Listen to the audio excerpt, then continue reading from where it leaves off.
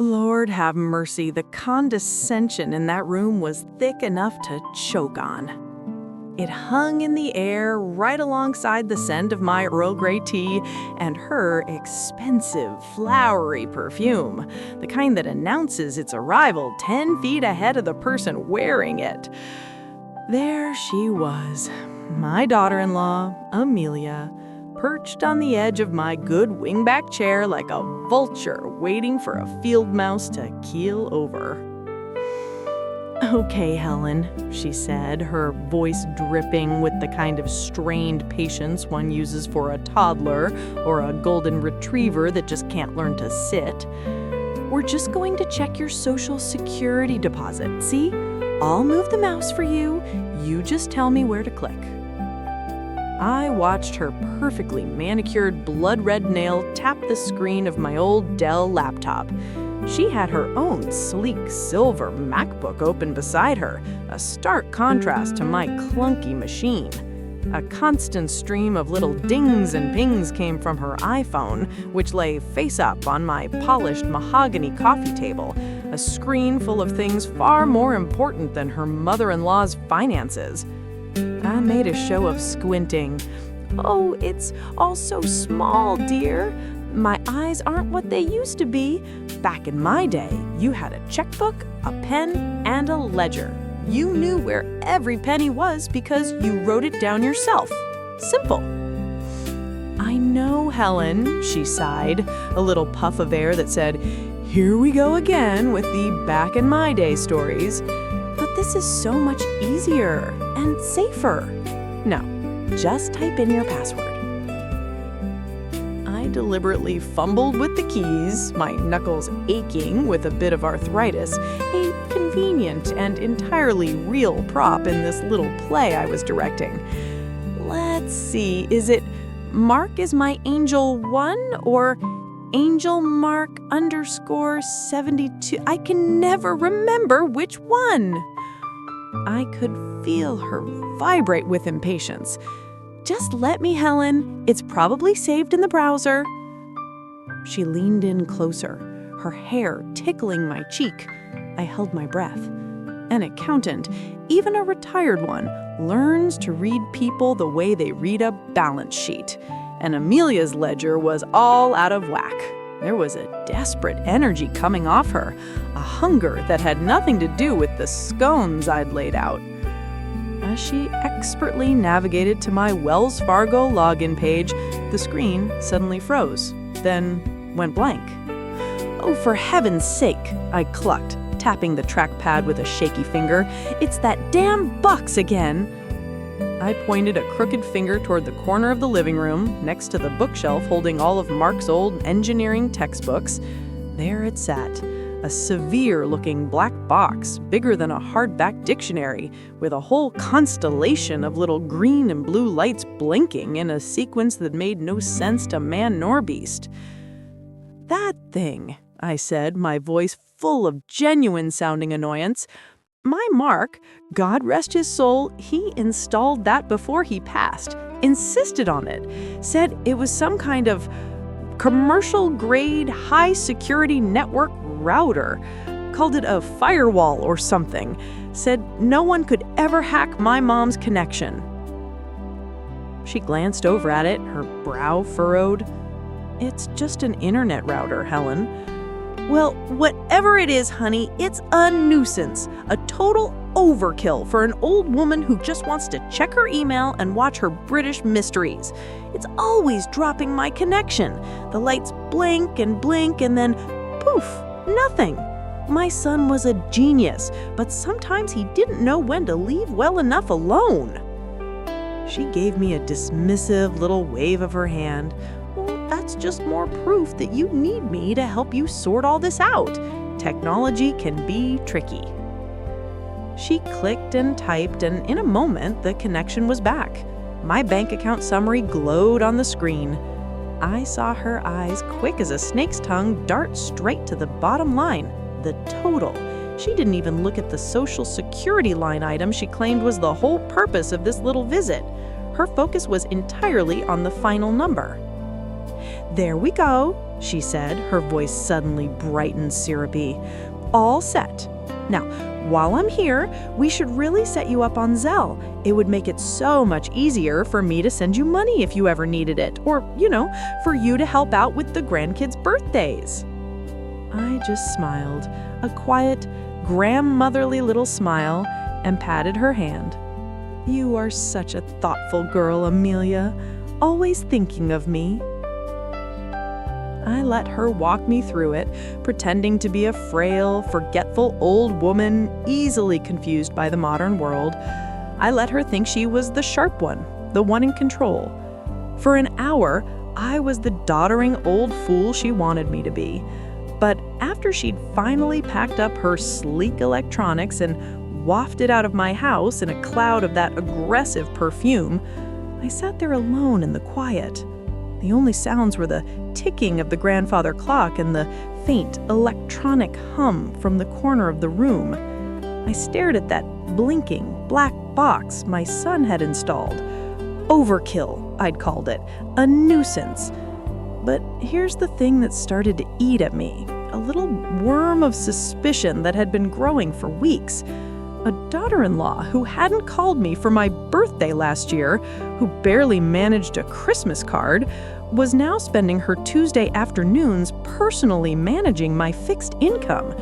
She wasn't just helpful, she was insistent. It was an invasive, suffocating sort of help. You have to ask yourself, don't you? Why was a busy young woman with 2 kids and a part-time job suddenly so damn interested in whether or not my pension check had cleared? What was she really after? Well, hell, I didn't have to wait long to find out. Not a week later, Amelia was back on my doorstep, this time with a buttery soft leather briefcase that probably cost more than my monthly Social Security check. She didn't even bother with the Zelle song and dance this time. No, honey, this was the main event. She breezed in, leaving a trail of that same Chanel No. 5 knockoff in her wake, and sat right down at my dining room table as if she owned the place. Helen, sweetie, she started, her voice dripping with a phony sympathy that could curdle a milk. She pulled out a thick sheaf of papers from that fancy briefcase. We need to talk about the future. I just sat there, my hands folded primly in my lap, playing the part of the slightly deaf, slightly bewildered matriarch. The future?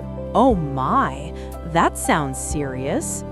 It is, she said, her face a perfect mask of concern. She slid the documents across the polished wood of the table my late husband, Robert, had built with his own 2 hands. I've had my lawyer draw these up. It's a power of attorney. She said the words power of attorney like she was offering me a box of expensive chocolates. You've worked so hard your entire life, Helen, she cooed, reaching across to pat my hand again.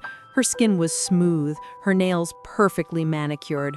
Robert would have wanted you to rest, to not have to worry about all this. She made a vague gesture that was supposed to encompass my home, my finances, my entire life. This just makes it official. It lets me handle the bills, talk to the bank, manage the property. It lets me take the burden off your shoulders, so you can focus on your garden and your tea. The audacity, the sheer unmitigated gall. She was talking about my life, the one I'd built, paid for, and managed down to the last penny for 52 years, like it was a sack of potatoes she was offering to carry for me. But on the outside, I just squinted at the papers. Oh my, that's an awful lot of fine print, dear. My eyes aren't what they used to be. I let my hand tremble just a little. It's so thoughtful of you, Amelia, always thinking of me. Her smile widened. She thought she had me, hook, line, and sinker. Of course. You just look it over and we can get it notarized next week. No rush at all. She finally left, giving me another one of those stiff, awkward hugs that felt more like a measurement for a coffin. The moment the front door clicked shut, the show was over. I stood up. I didn't shuffle, I didn't wince from the arthritis in my hip that I'd been faking for the last hour. I walked straight into the kitchen, my back as rigid as a steel beam. I put the kettle on for a cup of proper Earl Grey, strong enough to dissolve a spoon. While it steeped, I walked over to the corner of the living room and stared at that stupid black box again, with its single pulsing green light. Mark, my son, had insisted on it. A security camera. Just for peace of mind, Mom, he'd said. I hated it. An invasion of my privacy, an electronic babysitter. But now it was just a silent witness. With my steaming mug in hand, I went back to the dining room table. I didn't need my reading glasses. I'd had my cataracts done 2 years ago and had the vision of a hawk, but she didn't need to know that. I picked up the document. It felt heavy, slick with intent. I wasn't Helen Parker, the frail old widow. I was Helen Parker, CPA, retired. For 35 years, I'd been the one at Sterling and Finch who could find a single misplaced decimal point in a 100-page corporate tax filing. I'd seen every trick, every loophole, every greasy little clause a snake oil salesman in a 3-piece suit could dream up. And this, honey, this was no act of charity. This was a corporate takeover. I sipped my tea. The bergamot was a sharp, clean sting on my tongue. My eyes scanned the legalese. She'd been clever, I'll give her that. It wasn't a springing power of attorney, the kind that only activates if you're incapacitated. Oh no, that would require a doctor's note, a paper trail.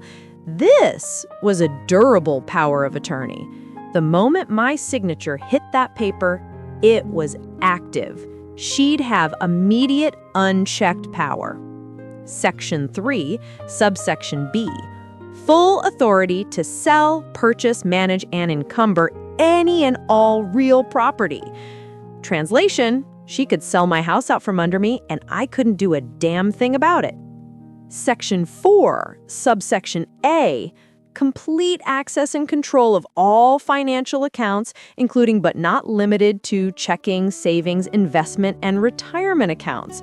Translation, she could drain my savings, cash out my pension, and leave me with nothing but lint in my checkbook.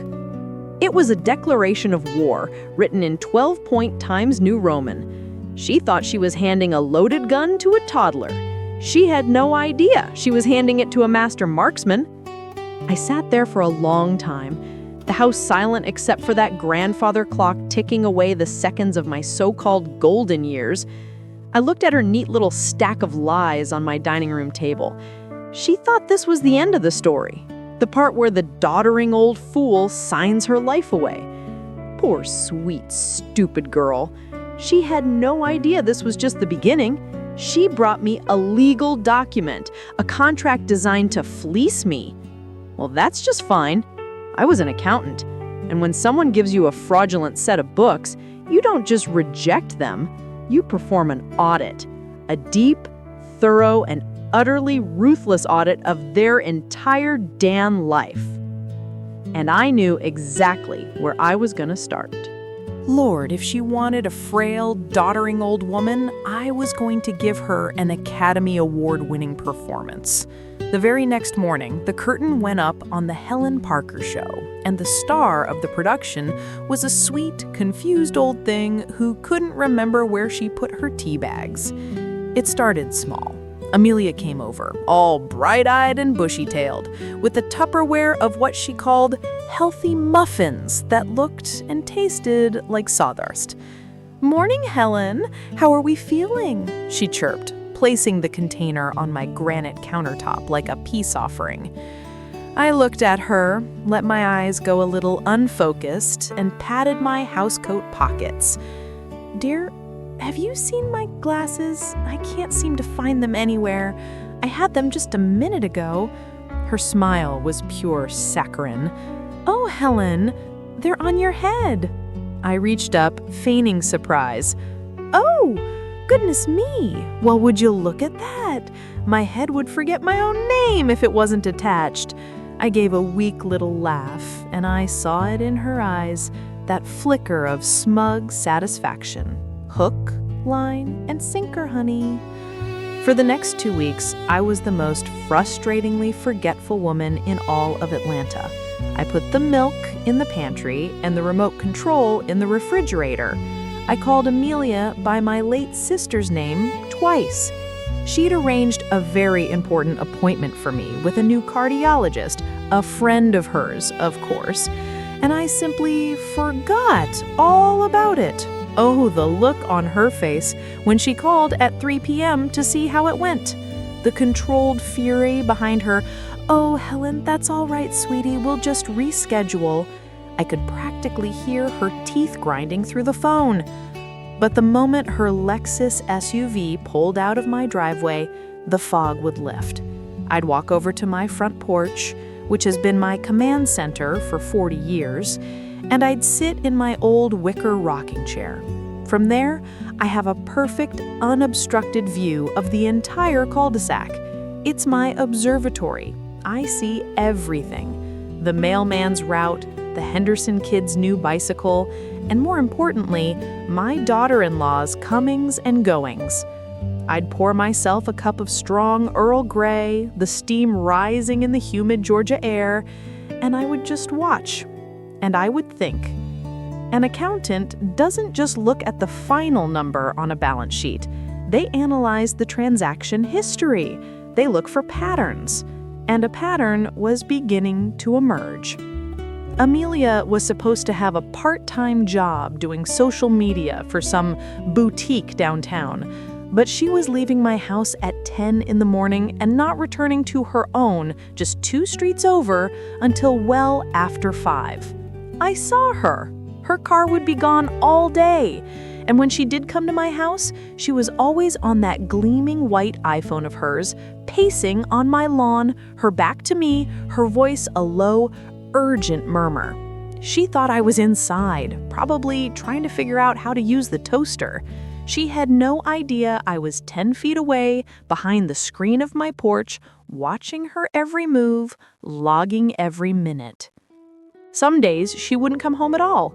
My son, Mark, would call me. "Mom, have you seen Amelia? She said she was stopping by to check on you." "Oh, no, dear," I'd say, my voice trembling ever so slightly. "I haven't seen anyone all day. Did I have an appointment?" He'd sigh. "No, Mom, it's okay. I'm sure she just got held up." Held up my foot. She was running a second set of books, and I was going to find them. The worst part of it all was this new security camera my neighbor, Mr. Henderson, installed. A Ring doorbell or some such nonsense.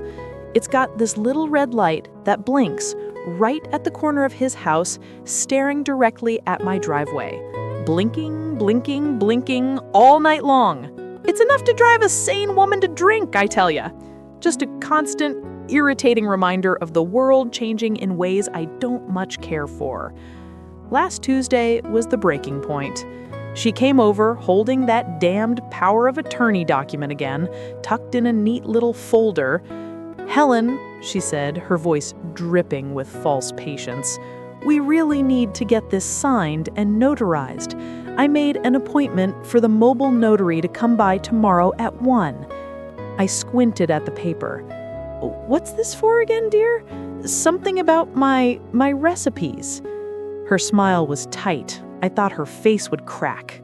"No, Helen, your finances, so I can help you pay the bills." "Oh," I said, looking away toward the window. "That's nice." She was getting impatient. I could feel it radiating off her. The polite mask was slipping, and the predator underneath was getting hungry.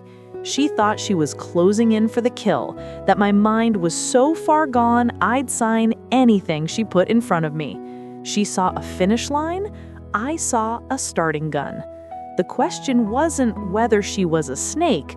The question was, could I play the part of a helpless little mouse long enough to get her to show her fangs in front of the whole world? Lord, the things you do when you're backed into a corner. The next morning, I woke up before the sun, my arthritis screaming bloody murder, and for the first time in months, I put on a proper suit. A charcoal gray St. John knit I hadn't worn since Arthur's funeral. You don't plan a counteroffensive in your bathrobe, you know. As I backed my old Buick out of the driveway, I saw it, that blasted little red eye on Mr. Henderson's house, blinking at me in the pre-dawn gloom. A silent, stupid little witness. I almost gave it the finger. My meeting wasn't at some fancy downtown office. Hell no, too many eyes. I chose a little place called the Daily Grind, over in Decatur, the kind of coffee shop that smells perpetually of slightly burnt beans and old newspapers. The air is thick, the tables are wobbly, and nobody gives a damn who you are. My kind of place. I was there a full 15 minutes early, nursing a cup of Earl Grey. They used a cheap bag, the nerve, when David walked in. David Chen. He was a young buck back when I hired him at the firm, fresh out of Georgia Tech with a head for numbers that could make a supercomputer blush. Now he's got gray at his temples and runs his own forensic accounting shop. But when he saw me, he still had that same look of respect. Some things, thank God, don't change. "Helen," he said, sliding into the booth opposite me. His handshake was firm. "You look like you're about to declare war." I gave him a thin smile. "It's that obvious." "You're wearing the St. John," he said, nodding at my suit. "You only wore that to shareholder meetings where you knew you were going to have to fire someone." I took a slow sip of my tea to hide the tremor in my hand. It wasn't from fear, it was rage. I have a problem, David, a family problem that's become a financial one.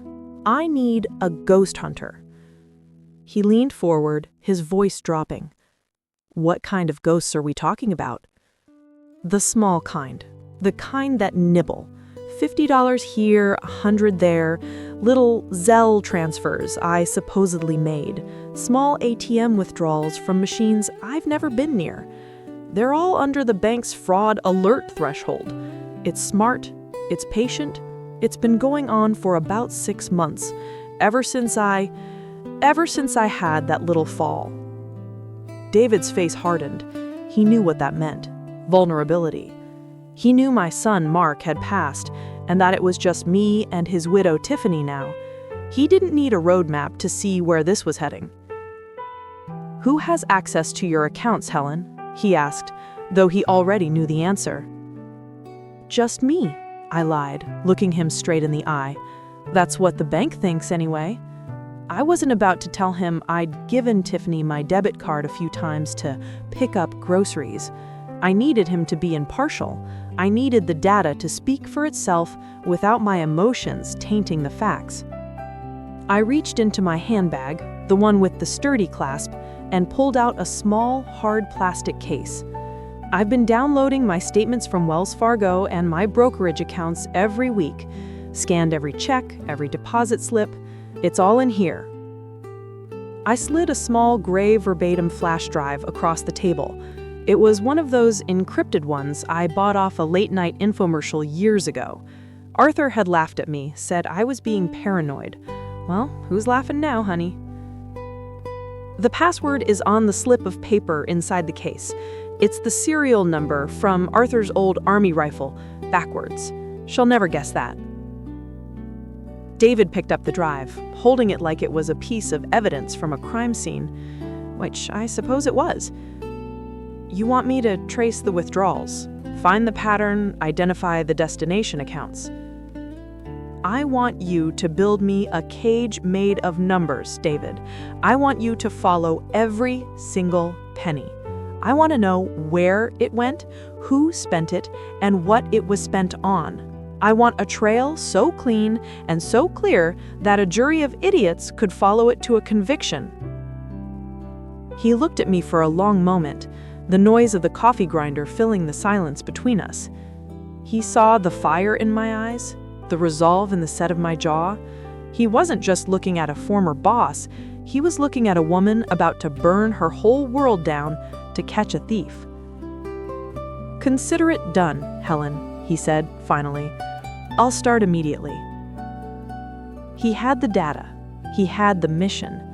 As I drove home, the morning sun finally breaking through the Atlanta haze, I felt a cold, hard knot of certainty in my stomach. The trap was set.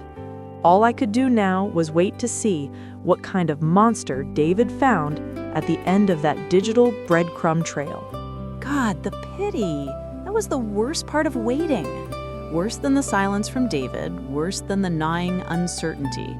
It was the phone calls, the sudden drop-in visits, all coated in a thick, syrupy layer of concern that was about as genuine as a $3 bill. The first call was from my niece, Carol, over in Macon. Normally, we talk twice a year, birthdays and Christmas. Suddenly, she's calling on a Tuesday afternoon, her voice all hushed and worried. "Aunt Helen, it's Carol. I was just checking in. Amelia called me. She's so worried about you." I took a slow sip of my Earl Grey, letting the bergamot steam fill my nostrils. I kept my voice level, maybe a little frail, the part I was now forced to play. "Worried? Whatever for, dear? I'm right as rain." Well, she hesitated, and I could just picture her twisting the phone cord. "Amelia said you've been having some episodes, forgetting things. She said you thought the mailman was your brother last week." "My brother Robert has been dead for 15 years. The mailman is a 20-something kid named Josh with a terrible tattoo of a dragon on his neck." The lie was so absurd, so insulting to my intelligence, that for a second, I almost laughed. Instead, I let out a little wavering sigh. "Oh dear, I have been a bit tired lately. The days get mixed up sometimes." "See? That's what she said. She just loves you so much, Aunt Helen. She's scared you're all alone in that big house." "She loves my bank account, honey. She's scared I'll change my passwords." "That's sweet of her," I said. "You tell her I'm just fine." But it wasn't just the phone calls. The real psychological warfare, the truly nasty part, started inside my own home. Amelia had her own key, of course, for emergencies, and she began to use it. I'd go out for my morning walk, and when I came back, something would be off. The first time was my favorite ottoman. I always keep it exactly 18 inches from the left side of my recliner. It's where my arthritis is least likely to act up when I put my feet up. I came home and it was pushed to the right, almost touching the end table. Trivial, right? Something you wouldn't even notice. But I notice everything. It's the accountant in me. I just moved it back, didn't say a word. A few days later, the framed photo of Arthur and me on our wedding day, the one on the mantelpiece, was turned just slightly, so his face was angled away from the room. It felt like a desecration. My hand trembled as I straightened it. I could feel her, a ghost in my house, moving my memories around, trying to make me believe I was the one doing it, trying to unmoor me from my own reality. The worst was when she used my own complaints against me. "Amelia, sweetie, is the air conditioner making a funny noise to you?" I asked one afternoon when she'd stopped by with a tub of that dreadful, low-fat yogurt she eats. For a week, there had been this low, intermittent hum coming from the vents. It was driving me crazy. She put her head to the side, a perfect picture of patient concern. She listened for a full 30 seconds, the silence in the room thick and heavy. "Honey, I don't hear a thing. It's perfectly quiet." She came over and patted my hand, her touch cool and dry like a snake's skin. "I'm probably right, dear. My hearing isn't what it used to be." She was building a narrative, brick by insidious brick. Helen is confused. Helen is forgetful. Helen is hearing things. Helen can't be trusted with her own life, let alone her own finances. Every moved object, every phone call was another piece of evidence for the story she was spinning to the rest of the family. She was isolating me, painting me as a doddering old fool so that when the financial hammer finally fell, everyone would just nod and say, "Poor Helen, she lost her mind. It's a blessing Amelia was there to manage things." I was an actress in the most important role of my life. Every day was a performance. I had to play the part of the woman she wanted me to be, while the real me, the sharp, furious, calculating me, was sitting in the director's chair, watching, waiting, and taking meticulous notes. David's forensic audit was the script for my final act. One evening, after another one of Carol's worried calls, I sat in my recliner, the house silent except for that damned ghostly hum from the AC unit. I looked at the ottoman, now back in its rightful place. I looked at Arthur's smiling face on the mantelpiece. I felt a rage so pure and so cold it could have frozen fire. She wasn't just stealing my money. She was trying to steal my sanity, my memories, myself. And I sat there, clutching my lukewarm tea, and I had to ask myself, how much more of this performance could I endure before the curtain fell and I burned the whole damn theater to the ground? Well, to hell with that. Burning the theater down wasn't just an option anymore. It was the only logical conclusion. An accountant doesn't just sit and watch the numbers go into the red without a plan. You find the bleed, you cauterize the wound, and you balance the damn books. And my daughter-in-law, my sweet, conniving Amelia, was a 7-figure liability I was about to write off. The next morning, the catalyst arrived in a sickeningly cheerful little ping from my iPhone. A text from Amelia. Quote, "Morning, sweetie. I'm going to pop by around 2 p.m. We really need to get that paperwork sorted for the bank. Don't you worry, I'll bring everything we need. See you then. XOXO." Paperwork. Lord, give me strength. She might as well have said, "I'm coming over to take your signature and your soul, you inconvenient old bat." The casual, breezy tyranny of it all, as if she were doing me a favor, as if signing over my entire life, everything Arthur and I had built, was as simple as signing a permission slip for a school field trip. But this time, I was ready. David's initial report had confirmed my suspicions: small, untraceable Zelle transfers, odd cash withdrawals. But it was all circumstantial, her word against mine. And she'd already spent months poisoning the well, telling everyone I was losing my marbles. No, I needed more. I needed her own words, dripping with her own venom, recorded for posterity. I needed a confession. My eyes landed on the mantelpiece, on a fat ceramic teapot decorated with little pink cabbage roses. It was a gift from Arthur, years ago. He'd bought it at some little antique shop in Savannah because he said it was stout and opinionated, just like you. The spout had a tiny chip in it where my grandson Mark had knocked it with a toy truck when he was 3.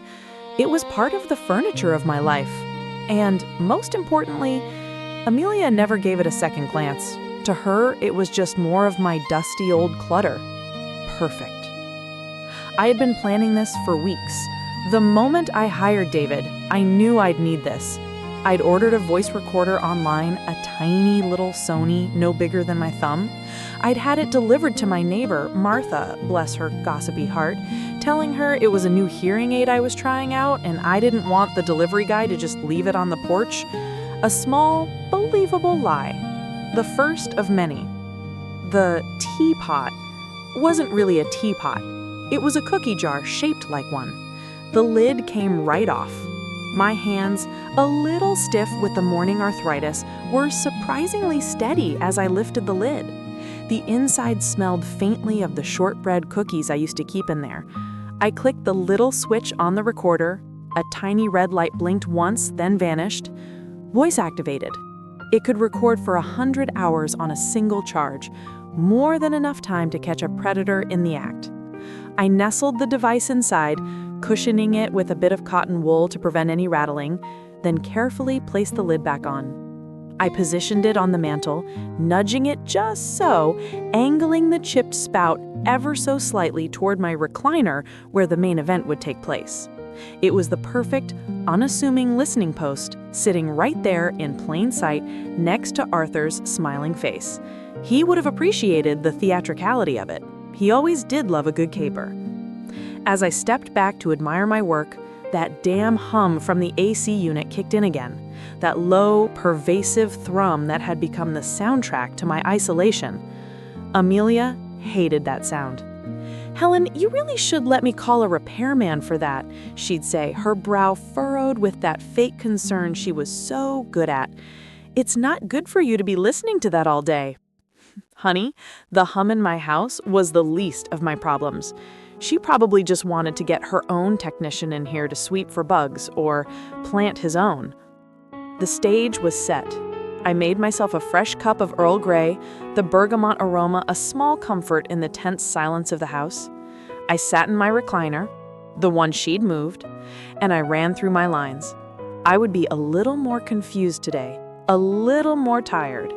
I'd misplaced my reading glasses. I'd already tucked them inside a Russian nesting doll on the bookshelf. I'd ask her the same question twice.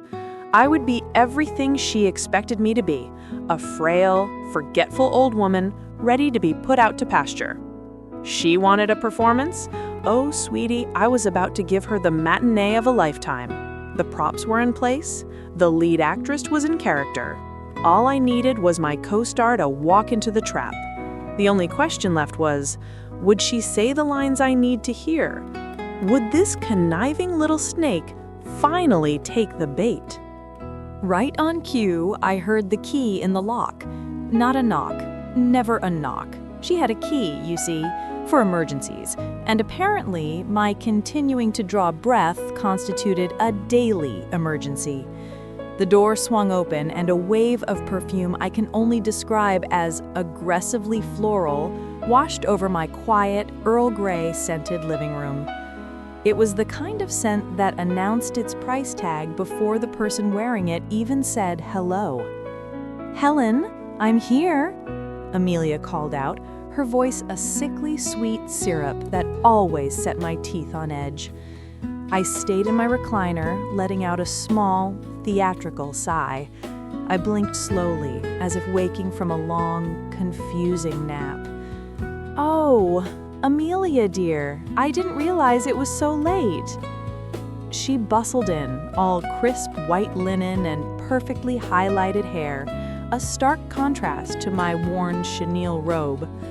She placed her ridiculously expensive leather tote bag on the floor, the one Mark had bought her for their anniversary. "It's 2 p.m, Helen. I brought you that sourdough you like from the farmer's market." She held up a paper bag as if it were a holy relic.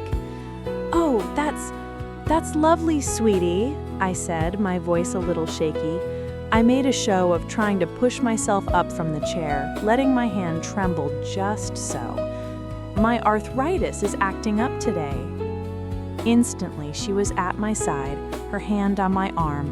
Her touch felt like a spider. Don't get up. Honestly, you need to take it easy." She guided me back down, her face a perfect mask of concern. It was a damn good mask. You could see why my son fell for it. "You look tired. Have you been sleeping well?" I don't know," I mumbled, looking past her, my eyes unfocused. "The nights are so long now. I was just trying to rid the paper, but I can't seem to find my glasses anywhere." I patted my lap, then the side table. I swear, this house eats things. This was the moment, the little test. Her eyes darted around the room, that quick calculating scan she did every time she came in. Looking for what? Dust? Misplaced mail? Evidence of my supposed decline?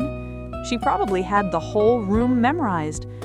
Her gaze swept right over the bookshelf, right over the row of painted Russian dolls Arthur had brought back from a business trip. She didn't see a thing. Of course not. She was only looking for what she wanted to see. "Well, you don't worry about that," she said, patting my hand. "She can look for them later. I actually wanted to talk to you about something important, something to help you." I looked up at her, letting my bottom lip quiver just a little. An old trick from my high school drama club days. It still worked like a charm. Help me?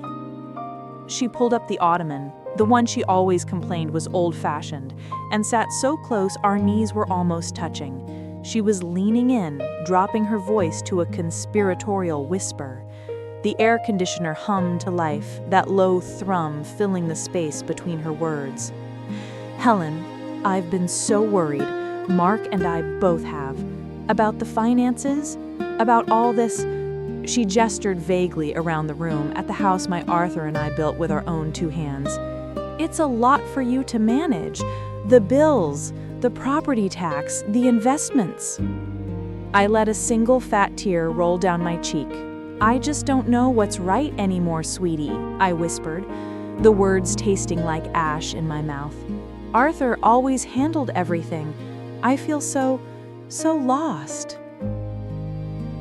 Her eyes lit up, not with sympathy. No, it was the glint of a predator that knows its prey has finally given up the fight. This was it. She took the bait. I know, honey, I know, she cooed, squeezing my hand a little too tight. And that's why I've done something to protect you, to protect us all. She leaned in even closer, her voice dropping lower, forcing that tiny microphone in that picture frame to work for its money. Helen, I've been talking to our lawyer, Mr. Davidson. He agrees. With your memory being, unreliable, it's just not safe for your name to be on the main brokerage accounts anymore. There's too much risk. Someone could take advantage of you. You mean someone like you? I thought, but my face showed only wide-eyed, helpless confusion. But those are my accounts. My Social Security goes in there. It's... Shh. It's for the best. I've already started the process. I'm using the power of attorney you signed last year. Remember? After your little fall? I'm moving the bulk of the assets into a new trust. A trust that I manage. It's just a formality, really. It keeps everything safe under one umbrella, so you don't have to worry your pretty little head about a single thing. When the time comes, everything will be divided exactly as you would have wanted, I promise.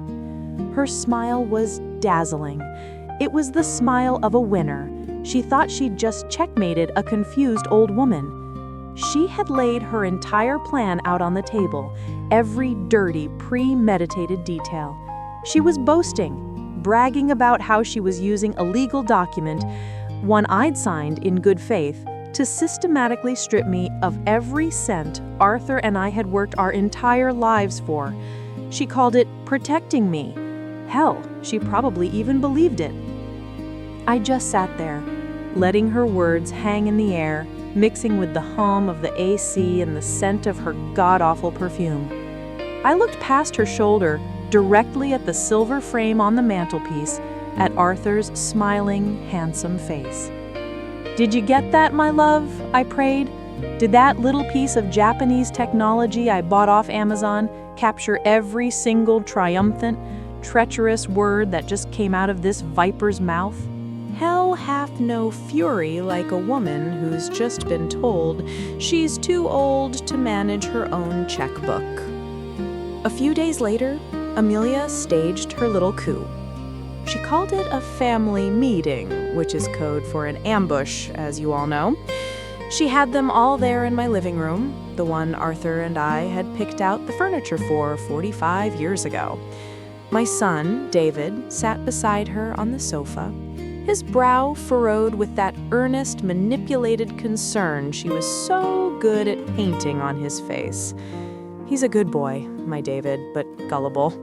Always has been. Amelia even brought her smarmy brother, Kevin, for backup, a real estate agent with teeth so white they looked like they'd been bleached with toilet bowl cleaner. They sat me down in my own armchair, the one with the good lumbar support for my arthritis. Amelia served tea. Not my Earl Grey, of course, some chamomile monstrosity that tasted like lawn clippings. She was in full Florence Nightingale mode, her voice dripping with that saccharine, condescending sympathy. "Mom," she began, placing a hand on my knee. I had to fight every instinct not to flinch. "We're all here because we love you. We're worried." David nodded, looking miserable. "Mom, you've not been yourself. The doctor said I had a mild cognitive impairment, dear," I said, keeping my voice soft and a little shaky. "It's not the end of the world." "But it could be," Amelia cut in, her eyes wide with fake panic. "That's why I've taken these steps with the trust. It's a safety net. I've been going through all the paperwork, and honestly, it's a mess. It's too much for you to handle. Old insurance policies, stock certificates from companies that don't even exist anymore. I found a whole dusty folder of Arthur's old Prudential life insurance stuff that's probably not worth the paper it's printed on. It's overwhelming." She saw a mess. I saw a safety net she was too arrogant to understand. She was so focused on the big, shiny accounts at Wells Fargo that she didn't bother with the boring, fine print. Good. She droned on, listing my supposed failings, forgetting to pay the gardener. I paid him in cash, she just didn't see the Zelle transfer she expected. Calling her by the wrong name. I called her Amanda once on purpose, just to see the vein in her forehead throb. She laid out her case for my incompetence with the precision of a prosecutor, and my son just sat there soaking it all in, his heart breaking for his poor, dotty old mother. I let her talk. I let her build her prison of concern around me, brick by condescending brick. I watched Kevin nod along sagely, probably already calculating his commission on the sale of my house. I just sat there, looking frail, looking confused, occasionally sipping the god-awful tea and staring into the middle distance. I gave them the performance of a lifetime. Finally, she delivered her closing argument. "So you see, it's all for the best. With me managing the trust, you can just relax, enjoy your golden years. We can start looking at some lovely assisted living communities, places with gardens and social activities." That was it. That was my cue. I set my teacup down on the saucer. The little clink of porcelain on porcelain cut through the air, sharp and final. Everyone stopped talking. Everyone looked at me. I straightened my back. The frail, confused old woman seemed to melt away from my bones. I looked directly at Amelia, and for the first time in months, I didn't hide the fire in my eyes. "Before we continue with this little intervention," I said, my voice as crisp and clear as a winter morning, "it's only fair that we all get to hear Amelia's version of the story, the one she so kindly shared with me last Tuesday." David looked confused. "Mom, what are you talking about? Amelia's been—" "Hush, David," I said, not unkindly. "Your wife has the floor. Or rather, she had the floor." I slowly, deliberately pushed myself out of my chair. My knees complained, but I ignored them. I walked over to the mantelpiece, the one Amelia had been so proud to stand in front of just a few days ago. Her smile faltered, a flicker of uncertainty crossed her face. "You see, my dears," I announced to the room, "there's been a slight misunderstanding. I haven't been losing my mind. I've been losing my patience. There's a difference.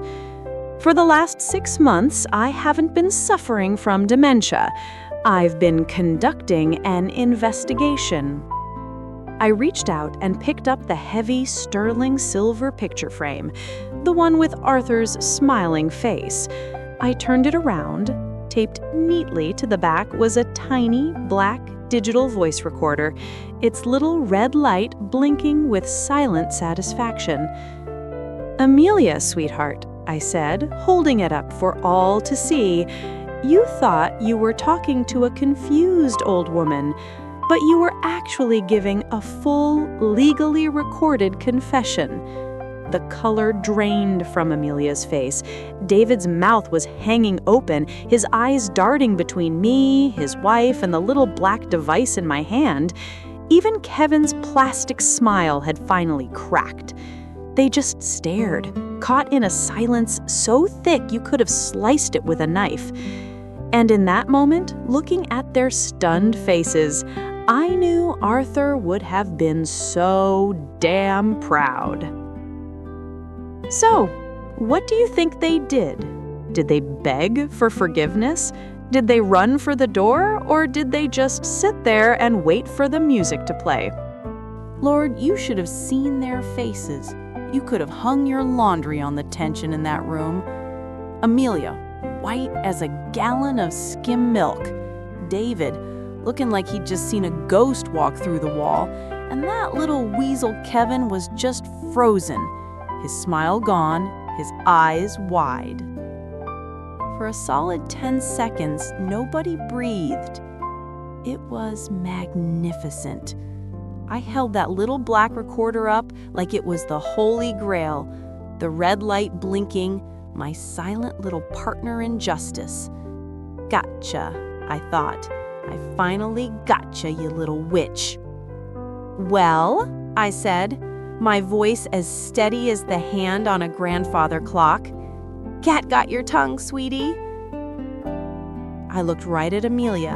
I wanted to see the exact moment the light went out of her eyes, the moment she knew the game was up.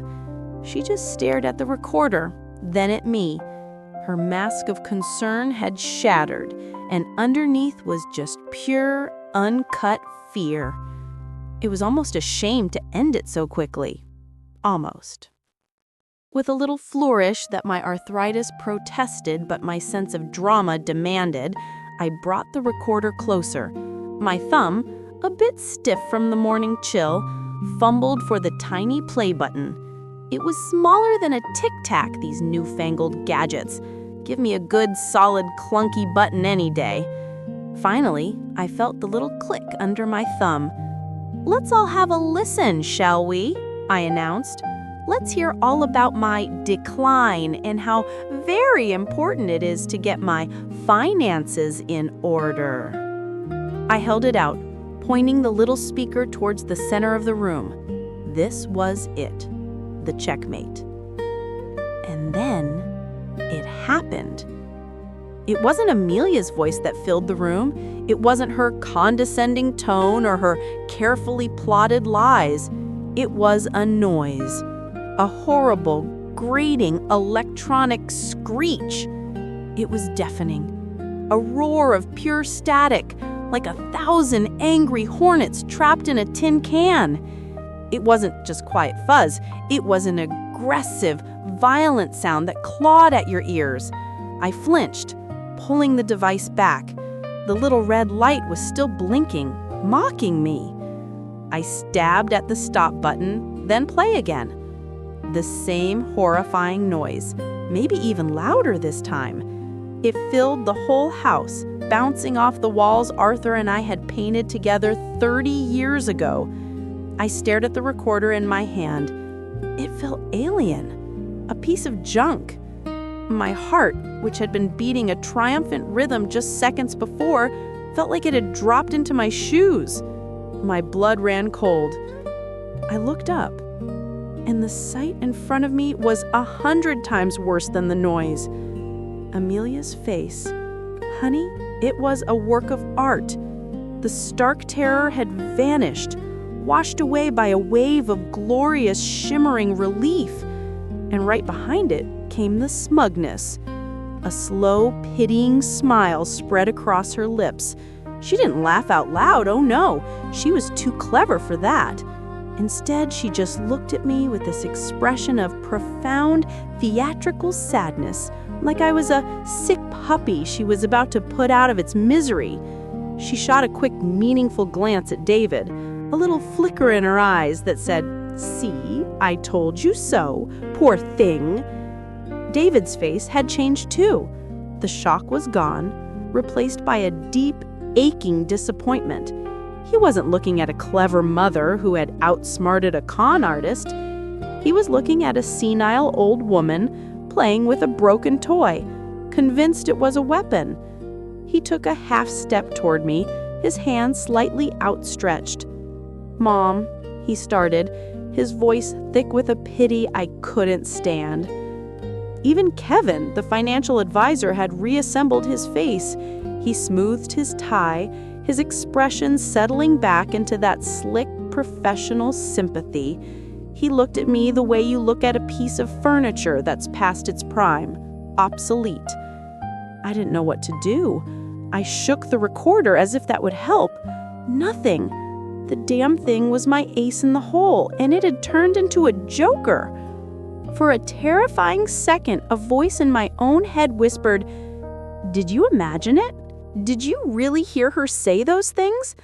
I felt a dizzying wave of confusion. I even blamed that new internet router David installed, that glowing box he calls a hub. Ever since he put that thing in, my old radio in the kitchen just buzzes and spits static half the time. Maybe it had somehow wiped it clean. Amelia finally broke the silence. Her voice was pure syrup, thick and suffocating. "Oh, Helen," she cooed, walking toward me and placing a gentle hand on my arm.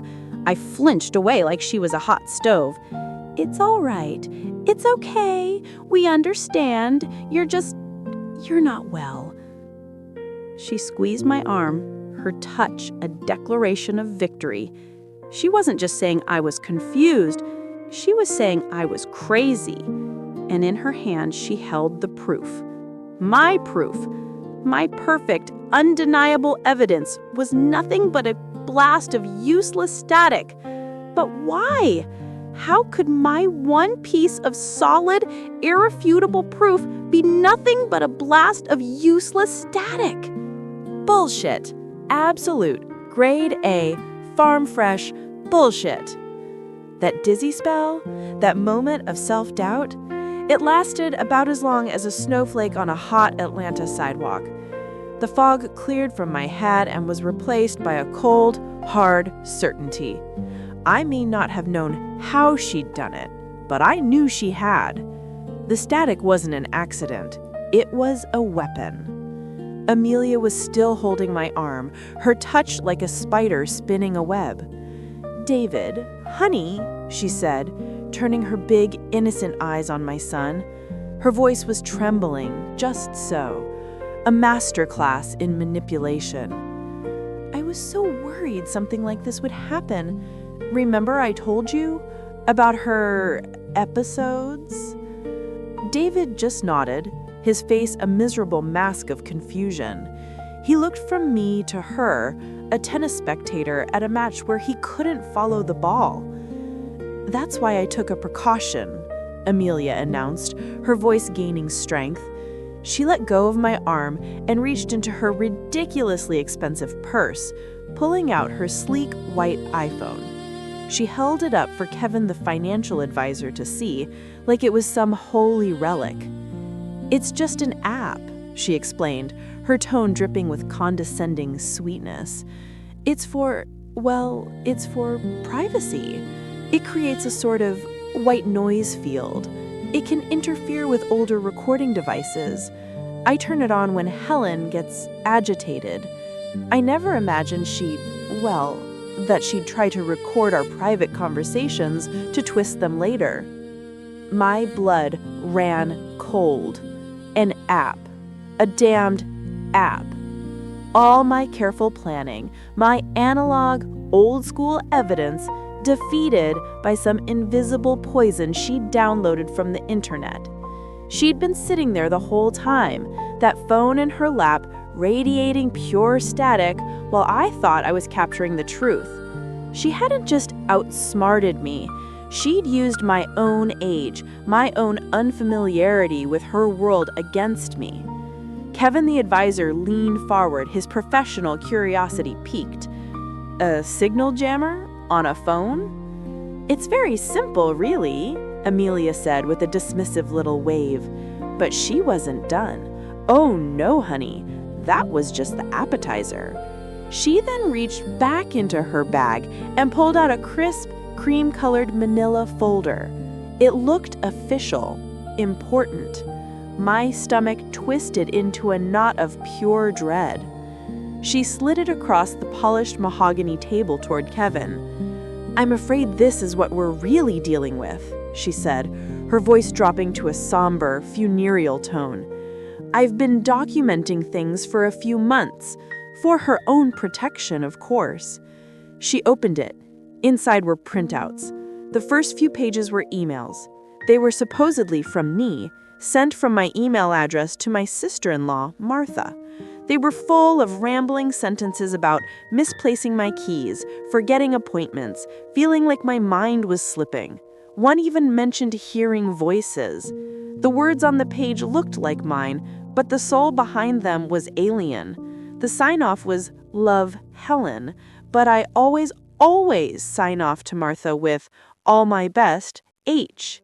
It was a tiny detail, a little inside joke from decades ago, but it was as good as a fingerprint. But who in this room would know that? To them, this was just more proof that the old lady was losing her marbles. Then came the final nail she was trying to hammer into my coffin. It was a printout from some website called Cogni Wellness Solutions. It looked like one of those 20-question quizzes you see online. Click the box that shows a bicycle. Match the shape to the corresponding hole. At the top of the page, in a bold computer-generated font, was my name. And at the bottom, a score. A big, red, failing score. Beside it, a summary. Subject shows significant markers for early onset dementia and cognitive decline. Immediate financial and personal oversight is strongly recommended. I stared at it. I had never seen this website in my life. I had never taken this test. She took it last Tuesday, Amelia said softly, her eyes glistening with crocodile tears. She was having a good day, a lucid day. She asked for help getting onto her banking website, and the link for the assessment just popped up. She seemed to think it was a game. I didn't have the heart to stop her. It was a perfect, diabolical lie. So simple, so clean. She hadn't just erased my evidence, she had built a fortress of her own, brick by digital brick. Forged emails, a fraudulent test from some snake oil website. She had created a whole new reality. And in that reality, I wasn't a victim, I was a patient. I looked at my son. His shoulders slumped in defeat. The fight was gone from his eyes, replaced with a terrible, misplaced sorrow. He believed her. He believed the emails, the test, the whole damn show. It was easier for him. It was so much easier than believing his beautiful, charming wife was a common thief. Amelia had me cornered. Every piece of her evidence was a ghost, a digital phantom I couldn't touch or fight. It was my word, the word of a confused old woman with a broken recorder against a stack of neatly printed, official-looking lies. Is there any way to disprove evidence that doesn't really exist? Hell, there was no way. It was a checkmate, a perfect, bloodless coup executed right in my own living room. I just sat there, in my favorite armchair, the one Robert bought me 30 years ago.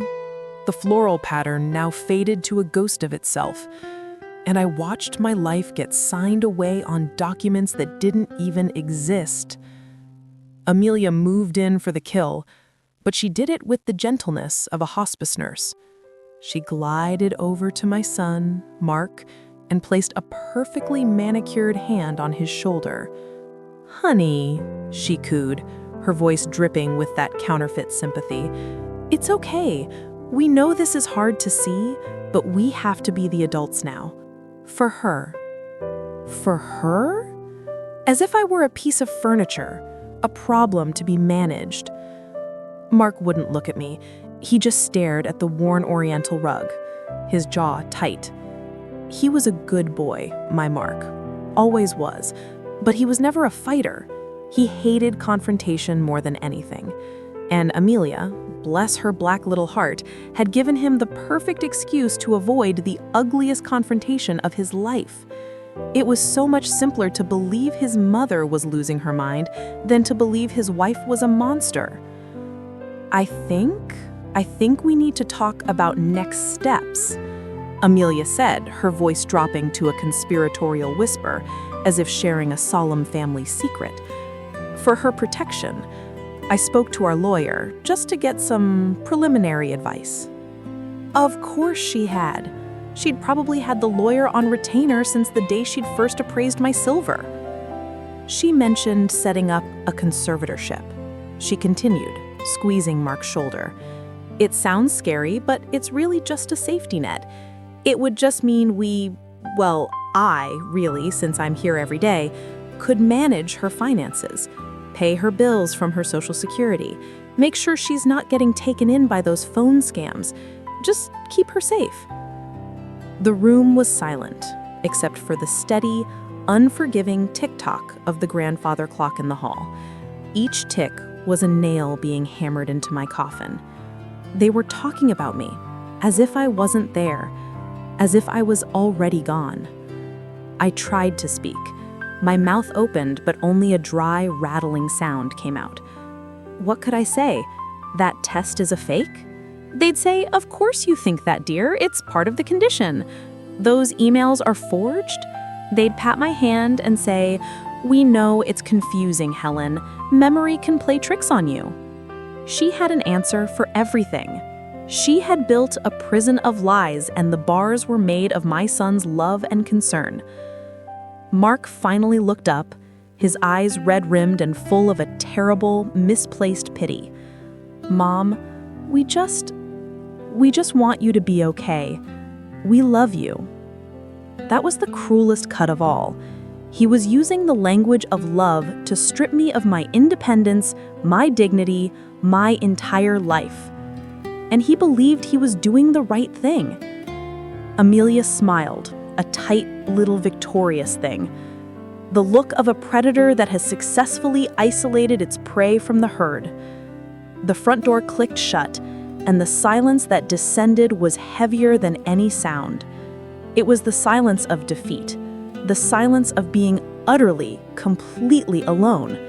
I sat there in the fading light, the ticking of the clock, a slow, mocking rhythm. They had won. They had my son, they had the evidence, and soon they would have my money and my freedom. I was just a confused old woman, a liability on a balance sheet they were about to zero out. My hands ached with arthritis as I gripped the arms of my chair. Was this it? Was this how my story ended? Stripped of everything by a smiling thief in my own home? Was this really how you lose everything you've ever worked for? For a long time, I just sat there. And for a long time, the answer was yes. Yes, this is how it ends. Swallowed whole by the silence of a house that used to be filled with Robert's booming laugh and the smell of my baking. Now it just smelled like dust and lemon polish and betrayal. The grandfather clock in the hall, the one Robert and I bought on our 25th anniversary in a little shop in Savannah, kept ticking. Tick, tock. Each swing of the pendulum felt like a shovelful of dirt being tossed onto a coffin. It's over, Helen. You're done, Helen. My knuckles were white where I gripped the worn leather arms of my reading chair. The arthritis was a deep, fiery throb, a physical manifestation of the rage and helplessness churning in my gut. I was a prisoner in my own home, in my own life, waiting for the final sentence to be carried out. My eyes drifted around the room as the last of the evening sun bled out of the sky, turning everything a deep bruised purple. The framed photos on the mantelpiece were just silhouettes now. Mark, age 8, with a missing front tooth and a face-splitting grin. Robert and me on a cruise to Alaska, bundled up like bears, our faces red from the cold and happiness. A whole lifetime, documented and framed, reduced to shadowy outlines. All of it, the memories, the money I saved from 40 years of balancing ledgers, the very roof over my head, was about to be handed over to a woman who looked at me like I was a stain on her pristine modern life. I felt hollowed out, numb. Like my soul had just packed a bag and walked out the front door right behind them, leaving the old used-up shell behind. And that's when I saw it. Tucked away on the bottom shelf of the console table, behind a stack of old National Geographics, was a little black box, the internet router. Mark had insisted on installing it a couple of years ago. "Mom, you need to get with the times for the iPad we got you," he'd said, all cheerful and condescending. Amelia had stood behind him, nodding. "It'll make everything so much easier for you, sweetie," she'd cooed. I hated the damn thing. It was an ugly piece of plastic with a tangle of wires spilling out of its back like electronic spaghetti. But most of all, I hated the lights. 3 little green eyes that were always blinking. Even in the dead of night, if I came downstairs for a glass of water, there they were, winking away in the dark. A constant, silent, irritating flicker. It was just more clutter, more noise in a world that was already too loud. But tonight, in the suffocating silence, those lights were the only thing moving. Blink. Blink, blink, blink. I couldn't look away. My gaze locked onto that tiny rhythmic pulse of green light. It was the data light. I knew that much. It blinked when information was being sent or received. A frantic, secret conversation happening in thin air. Blink. I thought about Amelia's evidence, those slick printed out statements from Wells Fargo, the numbers that made no sense, the withdrawals I never made, the transfers to accounts I'd never heard of. Lies. All of it. A slick package of lies designed to paint me as a doddering old fool who couldn't manage her own checkbook. Blink, blink. And my Mark, my son, he looked at those papers, and he looked at me, and he chose to believe the paper. He chose to believe her. Blank. I stared at that little green light, and the numbness in my chest began to feel different. It was crystallizing, hardening from a dull, empty ache into something sharp and cold and heavy. The accountant in me, the part of my brain that had been dormant and grieving, began to stir. That light wasn't just a flicker. It was an action. It was a record, just like an entry in one of my ledgers. Data in, data out. Debit, credit. A transaction. An electronic footprint. My Wi-Fi. My private password-protected network. The password I had written on a little sticky note.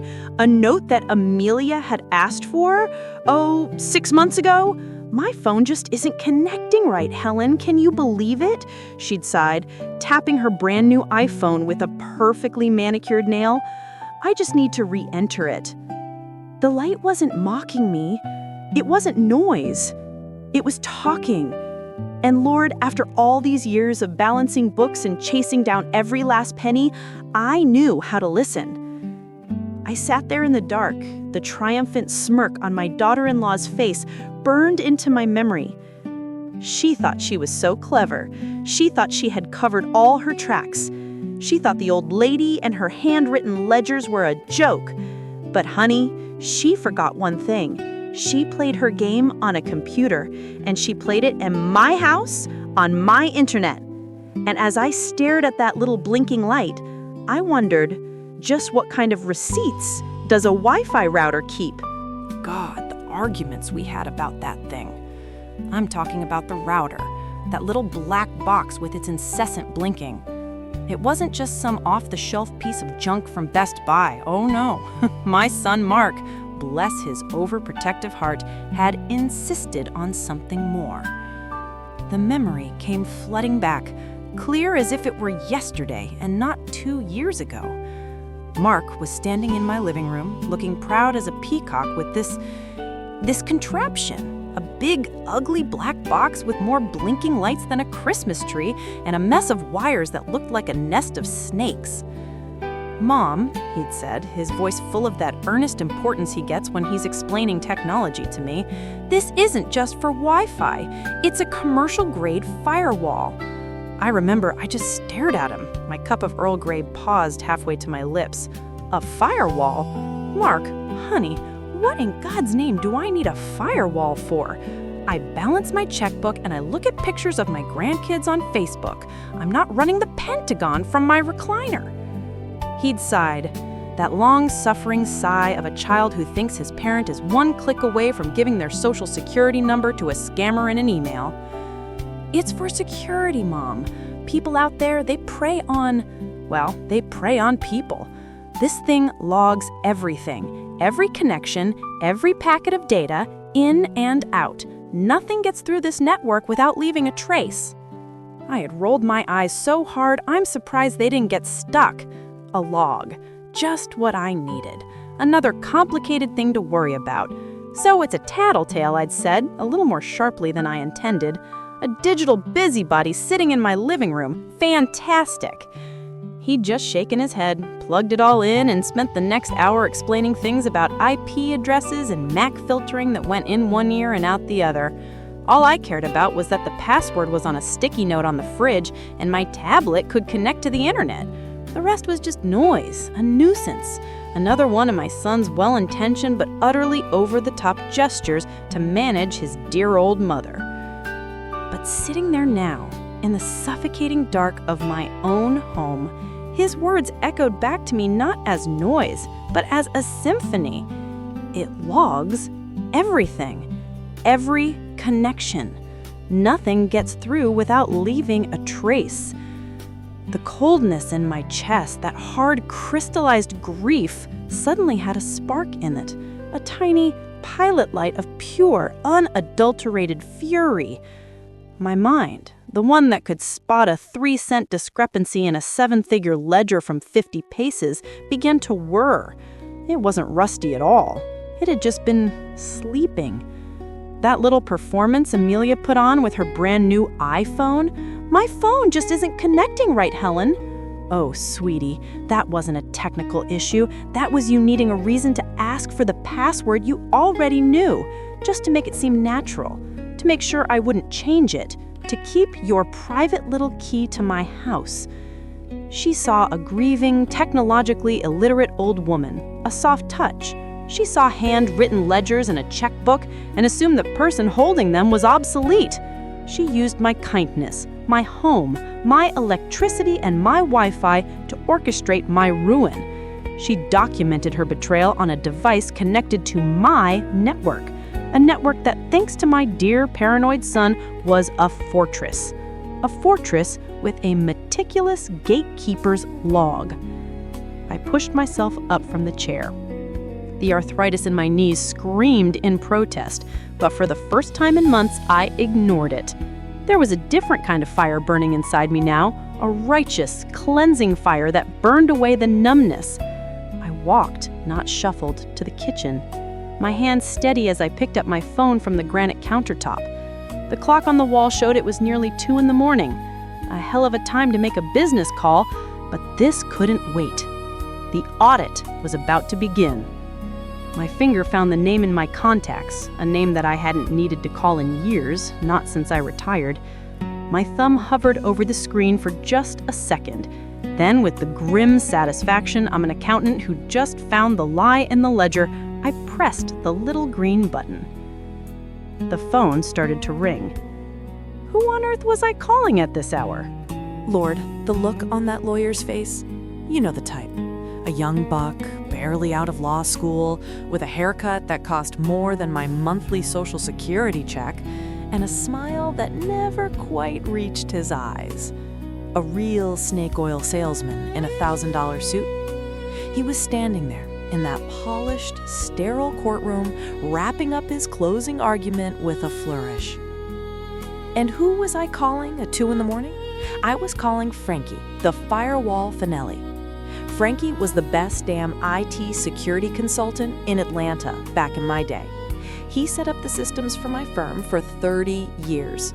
He retired, same as me, but a man like Frankie never really stops working. He just trades a corner office for a basement full of humming computers. I knew if anyone could pull a ghost out of a machine, it was him. Amelia's lawyer was painting a masterpiece of bullshit. He called me the grieving widow, a venerable elder of our community, which is just a polite way of saying a senile old bat. He spoke of my understandable confusion and my lapses in memory. He suggested, with a voice dripping in fake sympathy, that I had simply misplaced the funds myself, a tragic consequence of age and sorrow. I sat there at my table next to my own lawyer, a quiet, serious woman Frankie had recommended, and I just watched. I watched Amelia. Oh, she played her part beautifully, sweetie. Dressed in what I call pious mourning. A simple black dress, a single strand of pearls my son had given her, the nerve, and a delicate little handkerchief she kept dabbing at her dry eyes with. She looked like a damn grieving saint from a Hallmark movie. She even shot me a look of pure, manufactured pity, as if to say, "Oh, you poor, confused old thing." Her lawyer finished. "The defense rests, Your Honor." The judge, a woman who looked like she'd seen and heard every lie known to man, just nodded. Mrs. Parker's counsel. My lawyer, Ms. Albright, stood up. She wasn't flashy. She just placed a single, thin binder on the lectern. "Your Honor, the plaintiff would like to present new evidence, certified and notarized less than 6 hours ago by a court-appointed digital forensics expert." Amelia's lawyer practically jumped out of his expensive shoes. "Objection! Prosecution is ambushing us!" The judge just raised an eyebrow. Overruled. This is a civil hearing, Mr. Davies, not an episode of Law and Order. Let's see what she's got. And that's when the trap sprang shut. You see that digital busybody Mark insisted we install? It was a top-of-the-line, enterprise-grade network security system. He was paranoid about hackers. I thought it was a colossal waste of money, always slowing down my iPad when I was trying to watch my British mysteries. It logged everything. Every single packet of data that came in or out of that house. It was a digital ledger. And honey, I know my way around a ledger. Ms. Albright put the first page on the projector. It was a log file, just lines of code and numbers, gibberish to most people, but to me, it was poetry. "Your Honor," she said, her voice calm and clear, "every device that connects to the internet, a phone, a laptop, a smart refrigerator, has a unique fingerprint, a digital serial number. It's called a MAC address, and you can't fake it. It's hard-coded into the hardware." She pointed to a line on the screen. "This MAC address belongs to an Apple iPhone 13 Pro Max purchased by and registered to one Amelia Parker. For the past 3 months, our network logs show this specific device at regular intervals running an application designed as a signal jammer. It was creating localized dead zones, just strong enough to make a cell call drop, to make it seem like the service in the house was, as Mrs. Parker was led to believe, spotty." A little gasp escaped Amelia's lips. Her lawyer was staring, his mouth slightly open, but Ms. Albright was just getting warmed up. "Furthermore," she continued, flipping the page, "at 11:42 p.m. on April 17th, this second MAC address belonging to a MacBook Air also registered to Amelia Parker connected to the network. Over the next 34 minutes, It uploaded a series of encrypted files to a secure offshore server based in the Cayman Islands. She paused, letting it sink in. We subpoenaed those files with an emergency warrant.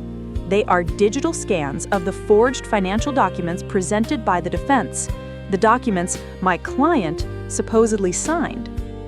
She put up the final image, my husband's signature, clear as day, on the Wells Fargo transfer authorization. It looked perfect, except it wasn't his. It was a forgery, uploaded from Amelia's sleek little laptop in my own living room while she thought I was asleep upstairs. The room went silent. Stone cold. Morgue silent. I didn't look at the judge. I didn't look at the lawyers. I looked right at Amelia, and I watched the mask melt off her face. The pious saint evaporated, and in her place was a cornered, terrified little schemer. The color drained from her cheeks, leaving 2 splotches of rouge on a pasty white canvas. That's not possible, she stammered, looking at her lawyer. It's fake. She's faked it. The judge leaned into her microphone. Her voice was pure ice.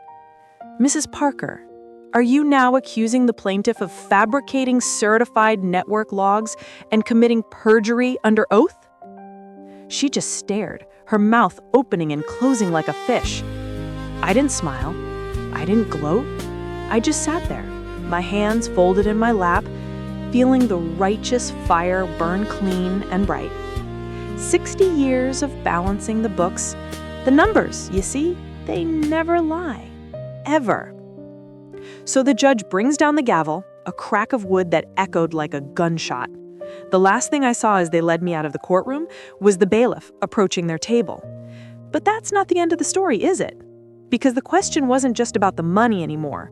The question, being decided by the district attorney, became, what happens to Amelia now? Hell, you'd think I'd be celebrating, wouldn't you?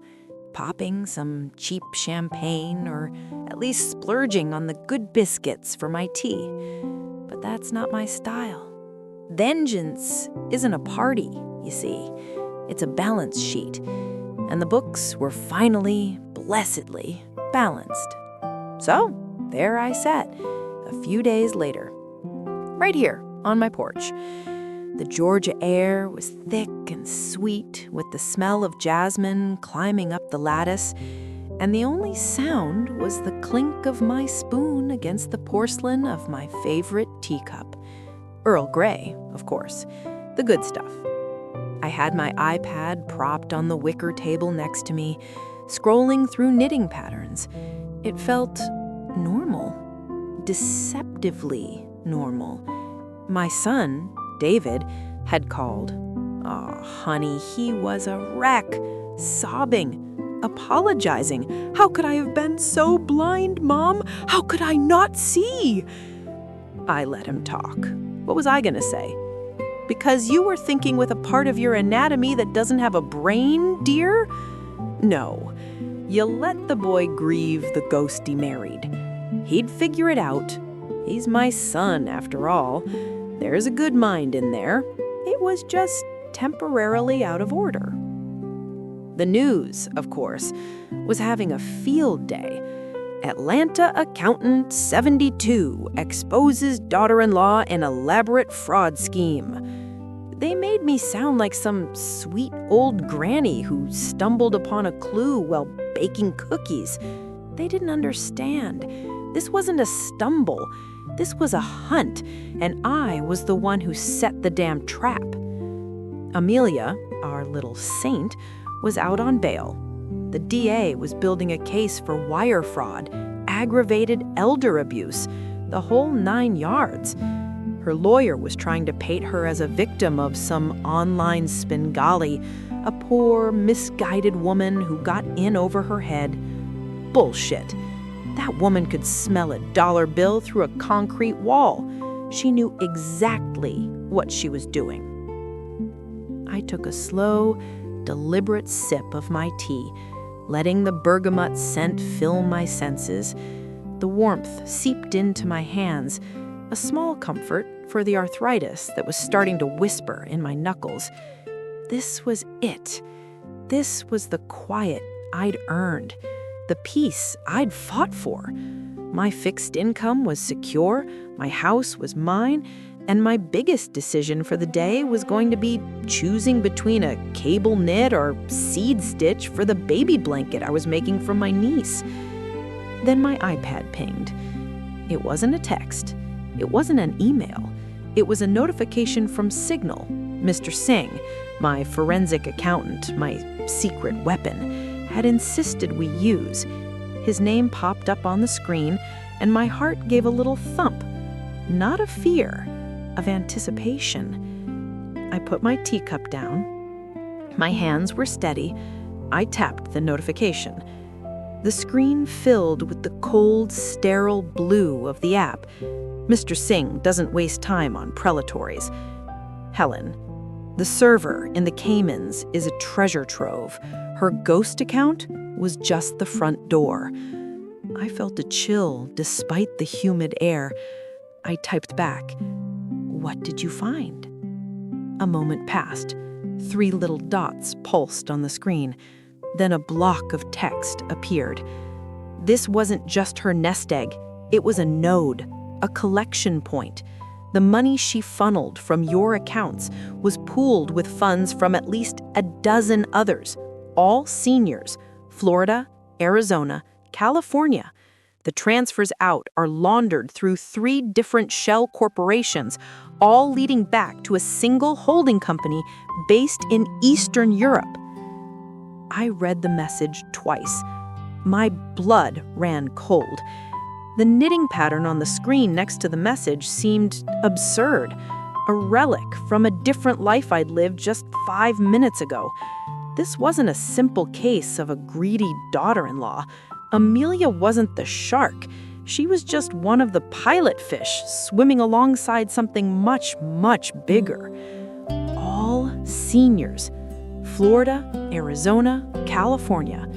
People like me. People who worked their whole lives, balanced their checkbooks, paid their taxes, and trusted the wrong person. People who might not have a retired accountant's suspicion or the funds to hire a man like Mr. Singh. People who would just lose everything. The righteous fire I'd felt in that courtroom, the one that had burned so clean and bright, it wasn't gone. It had just been simmering. Now it roared back to life, hotter and more focused than before. My arthritis, my quiet retirement, the damn baby blanket, it all evaporated. I looked out at my quiet, peaceful street, at the manicured lawns and the silent houses. How many other Amelias were out there? How many other smooth-talking, sweet-smiling vipers were charming their way into families, laptops at the ready, preying on the people who were supposed to be respected and protected? Screw that. Not on my watch. My fingers, stiff as they were, moved across the glass screen with a renewed sense of purpose.